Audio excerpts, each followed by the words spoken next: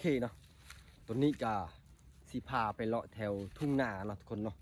เพราะทุ่งนาเท่านี้เนาะน่าจะมีแบบของโปรดนะทุกคนน่าจะมีจุดจีแล้วก็ลายๆเนาะเอาถ้าพร้อมแล้วไปลุยกันเลยพี่น้องโอ้โหเจอแล้วทุกคนนี่นะนี่ทุกคนเห็นบ่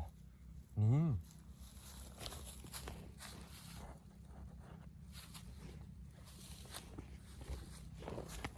จุดจีนั่นเองเนาะเอาทุกคนสิพาไป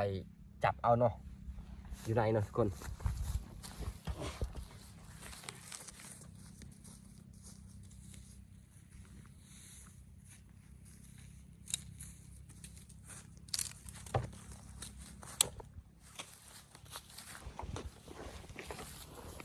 ลืมเอา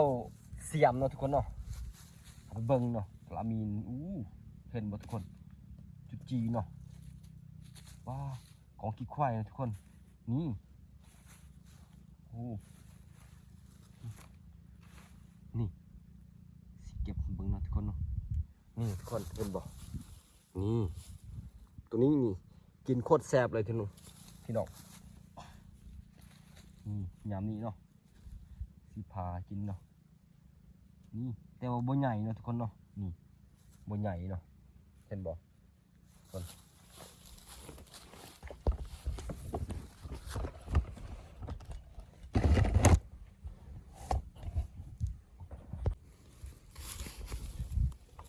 นี่คนโคตรลายนะทุกคนเนาะโคตรลายเนาะพอใส่ถุงเนาะนี่คนใส่ถุงนี้เลยเนาะว่าค่อยเก่าลืมเนาะเอานี่โอ้โหเป็นบ่ทุกคน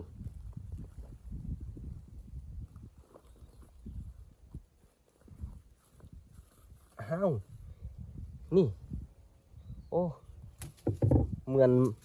มักบีเลยทุกคนเห็นบ่เหมือนมักบีเลยโอ้มันโคตรเก่งเลยอ่ะนี่มาดูทุกคนนี่ข้างในโอ้โหขี้ล้วนๆนะครับโอ้ทุกคนกินบ่ได้เลยตัวนั้นเนาะเอ้าตัวนี้เนาะน่าจะไปแล้วทุกคน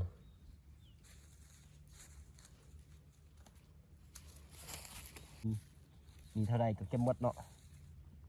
ตัวแซ่บมันตัวนี้เนาะทำมือขวาเนาะพี่น้องบ่มีตัวใหญ่เนาะนี่ทุกคนนี่สำนีแหละใหญ่สุดเนาะบ่แม่นเนาะ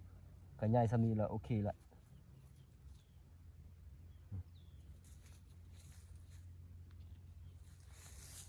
เอา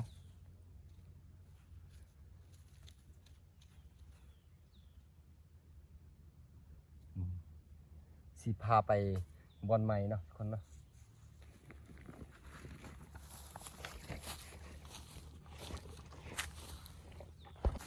เจ้าทุกคนโอ้โห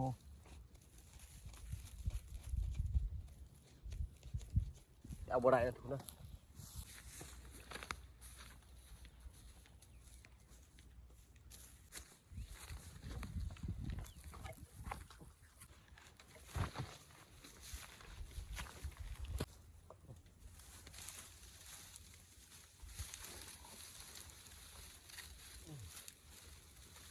ว้าว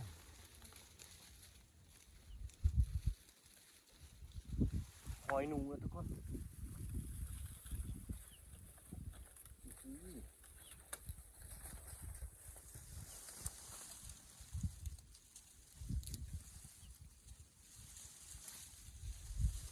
หอยนูใหม่ๆนะทุกคนเนาะน่าจะยังอยู่เนาะหอยนูเนาะเอาสิพาไปเบิ่งหอยนูกันดีกว่าพี่น้องคนเห็นบ่จะเป็นหอยนูเนาะทุกคนหูของมันเนาะหน้ายังอยู่นะทุกคนเอาเดี๋ยวสิจะใส่กลับตัวแรงเนาะพี่น้อง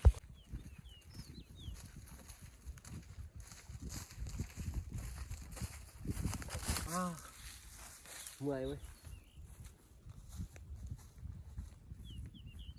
โอ้โหนี่ครับทุกคนมีเนาะขี้ควายเนาะจุจีไม่มีเนาะจุจีไม่มีทุกคนเอาตัวนี้กะสีออกไปทางนั้นนะพี่น้องเนาะออกตรงเมือเลยเนาะเพราะว่าบ่มียังเนาะตัวแรงสิไปใส่กลับเอาดีกว่าเนาะเอาทุกคน